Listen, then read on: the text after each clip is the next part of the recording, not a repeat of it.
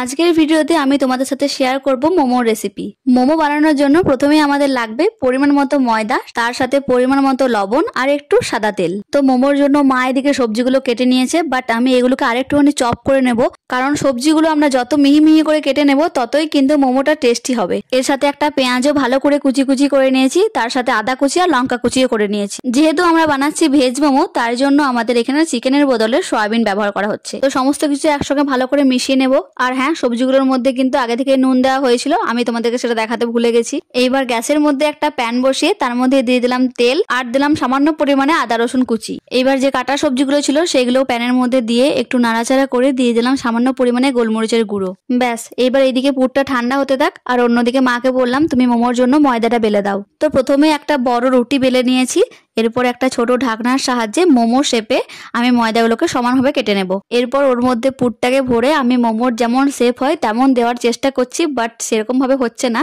তাও কোনো মতো আমি মোমোর মতো শেপ দেওয়ার চেষ্টা করেছি, যার মানে আমি এই প্রথমবার বাড়িতে মোমো বানালাম, তার মানে মনে হচ্ছে মোমোর শেপগুলো আমি ভালোই আনতে পেরেছি। প্রথম কয়েকটা মোমো একটু ছোট ছোট হয়ে যাচ্ছিল বলে এগুলো একটু বড় বড় সাইজের মা বেলে দিয়েছে। তো এই মোমোগুলো দোকানে যেমন মোমোর শেপ থাকে তেমনটা দেওয়ার চেষ্টা করেছি।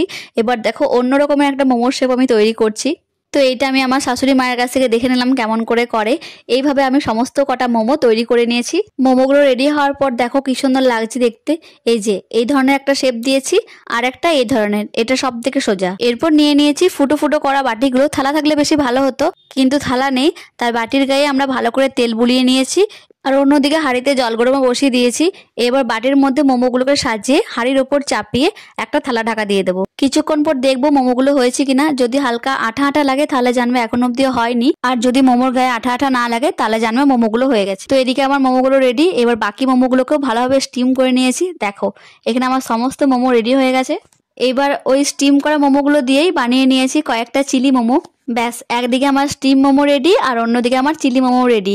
এবার তোমরা সানুর মুখ থেকে রিভিউটা শুনে নাও। ভালো হয়েছে? স্পাইসি হয়েছে তোমারটা?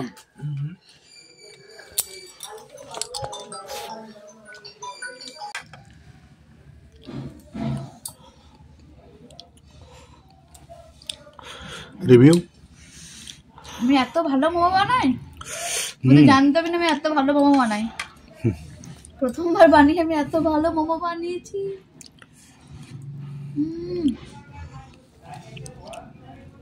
একটু শক্ত হয়েছে ওপরটা, কিন্তু খেতে মারাত্মক।